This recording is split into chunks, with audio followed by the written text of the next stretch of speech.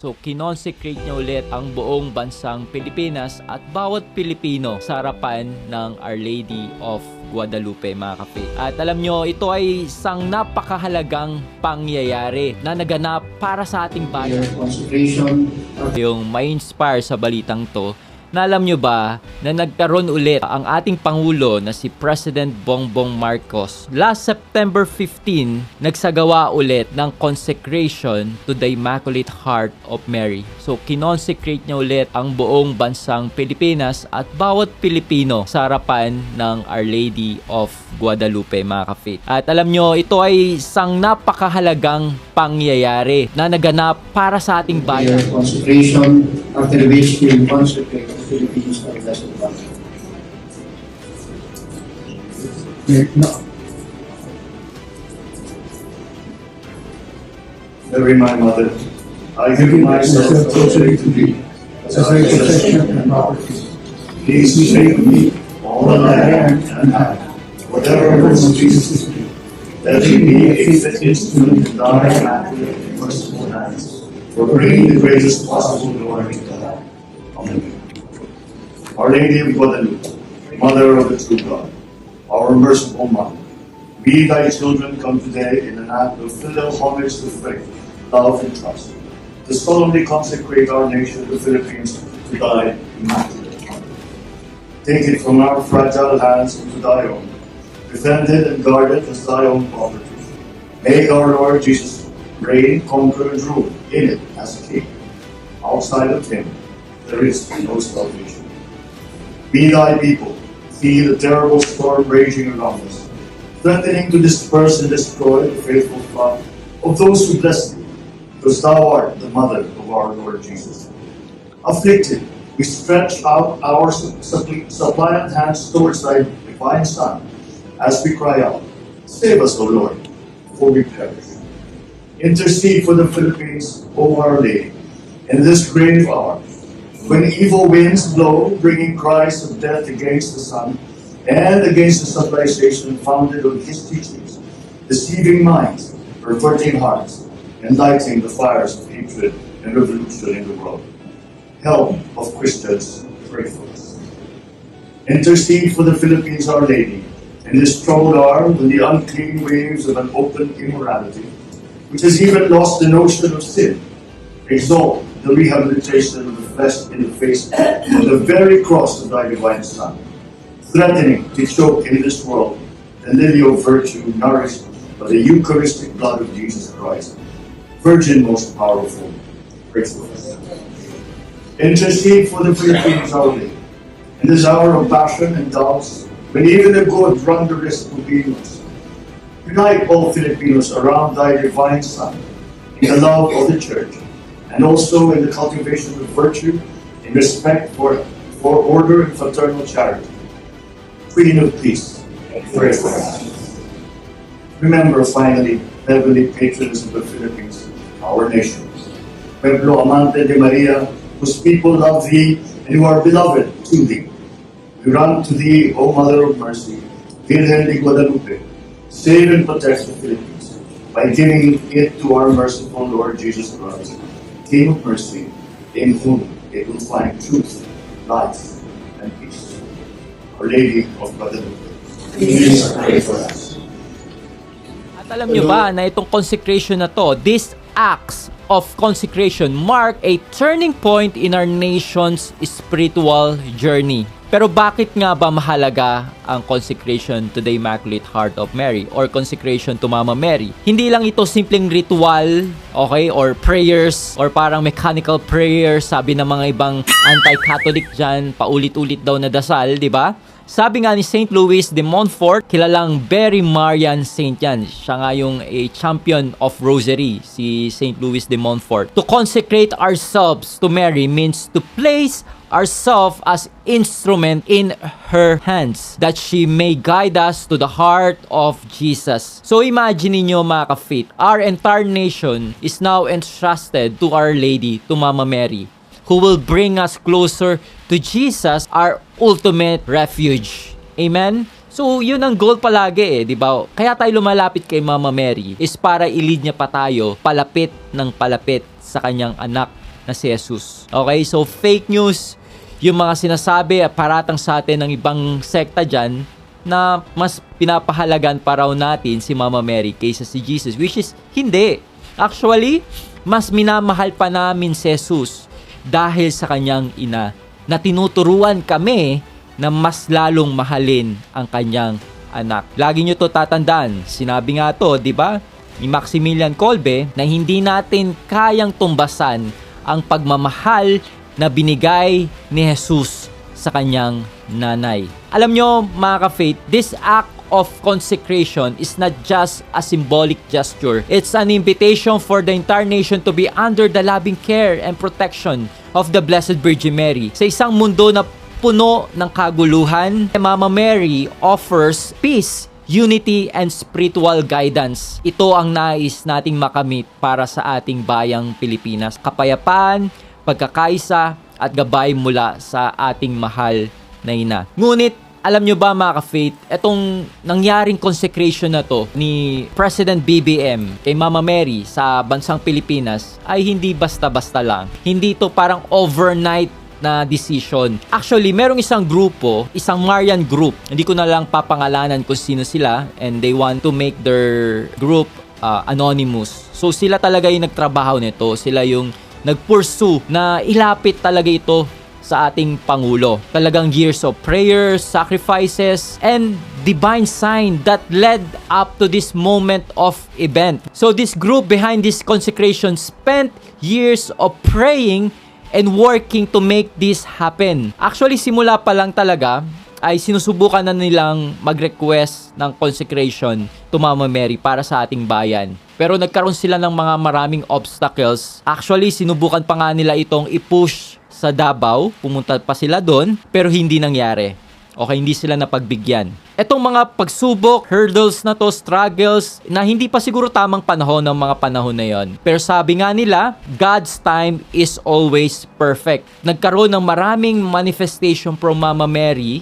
Actually, nung malapit na yung kanilang hinihintay na matamis na oo sa ating Pangulo, ay nagkaroon ng isang napakagandang sign from Mama Mary. Merong silang statue na hawak-hawak. Actually, yung sa grupo nila, para siya naglabas ng isang napakabangong pabango na amoy rosas. A fragrance often associated with the presence of the Blessed Virgin Mary. Sa pangyayari na yun, naramdaman nila na Mama Mary is with them, is praying for them, na talaga nangamoy talaga na rosas. So sabi nga ni Saint Padre Pio, the rosary is the weapon for these times.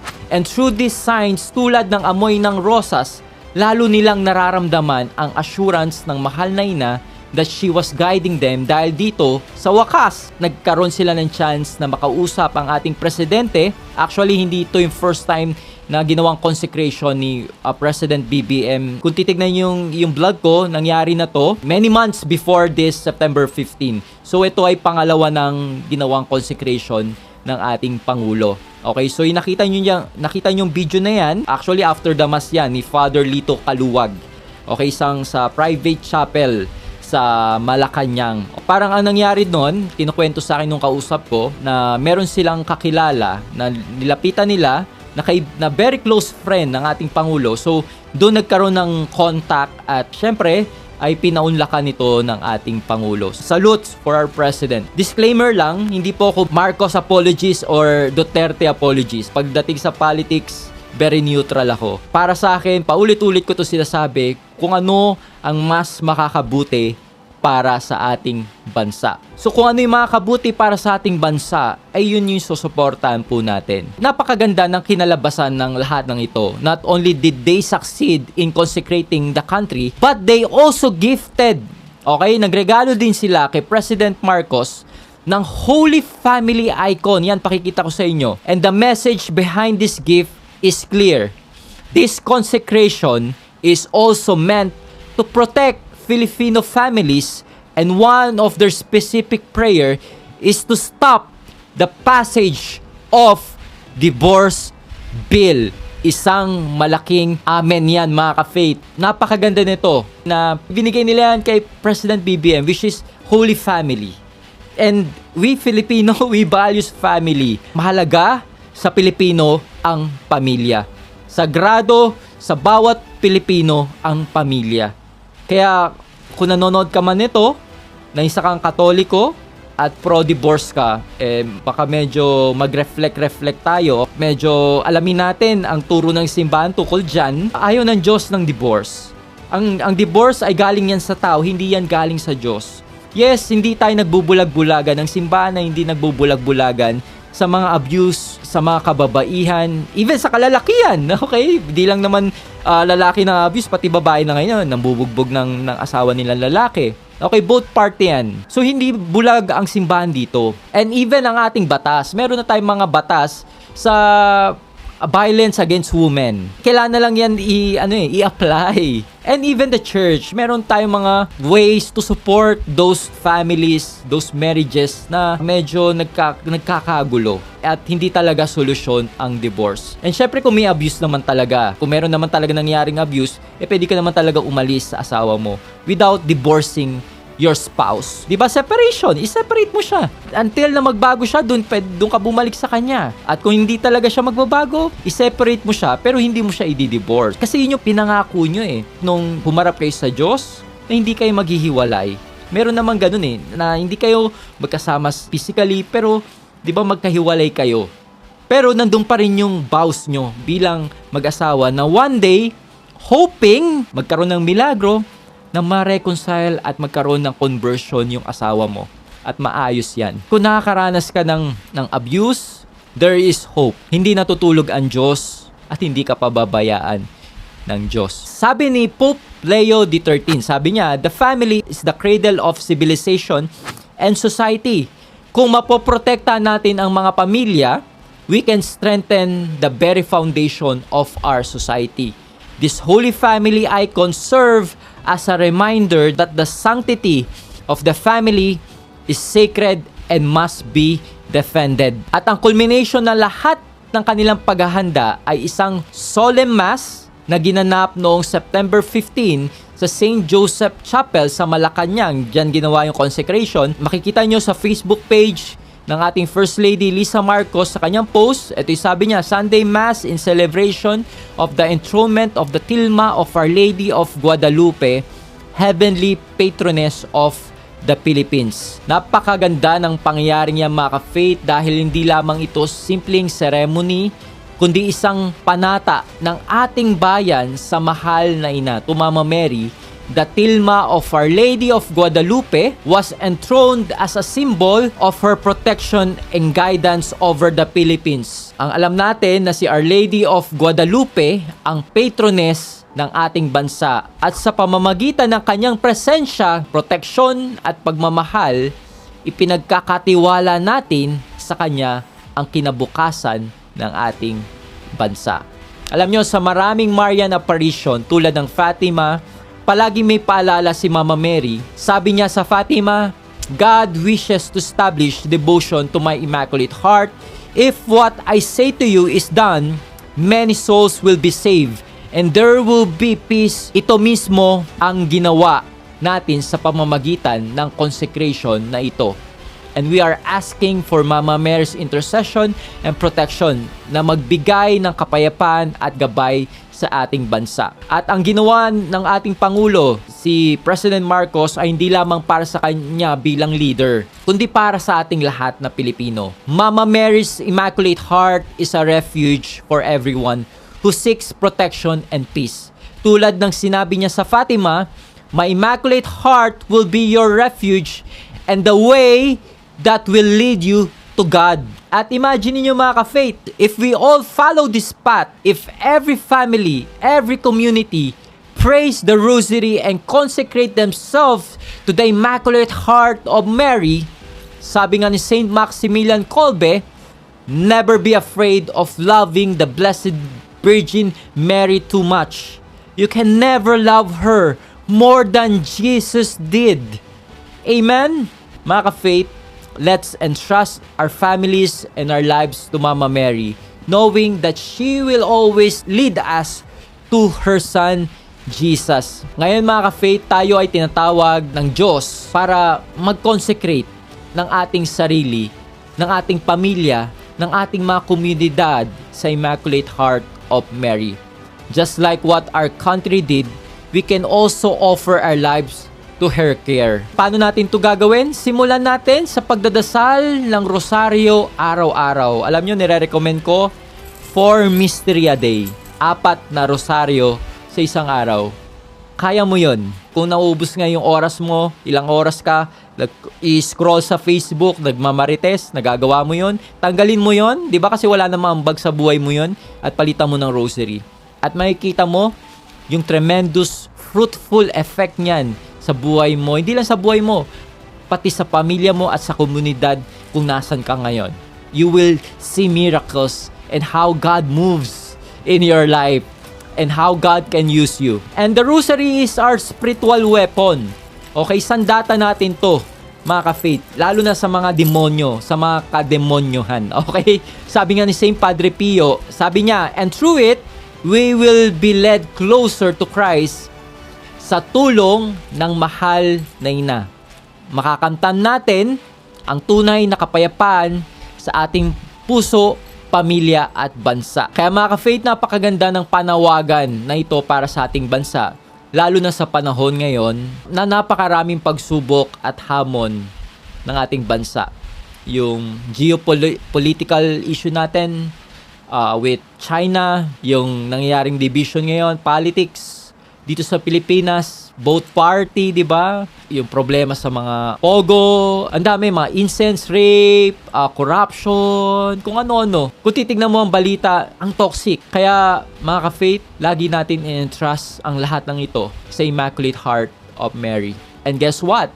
Mama Mary, hindi siya nagpapatalo. She always win. She crushes the head of the serpent. Lahat ng laban mo, when you consecrate it to Mama Mary, when you give it to Mama Mary, hindi niya patatalo ang iyong laban. Even though na parang medyo shaky ang buhay mo, parang rosaryo ka ng rosaryo araw-araw, pero walang nangyayari. Guess what? You never stop. Huwag kang hihinto, huwag kang susuko, because God will have the final say. Mama Mary will pray for you, she will guide you, she will help you, and she will protect you. So mga ka-faith, I hope na na-inspired, na bless kayo dito sa vlog na to. Make sure na i-share nyo to sa bawat kakilala nyo na ma-inspire sila na i-consecrate ang kanilang buhay sa Immaculate Heart of Mary at magdasal ng rosaryo araw-araw.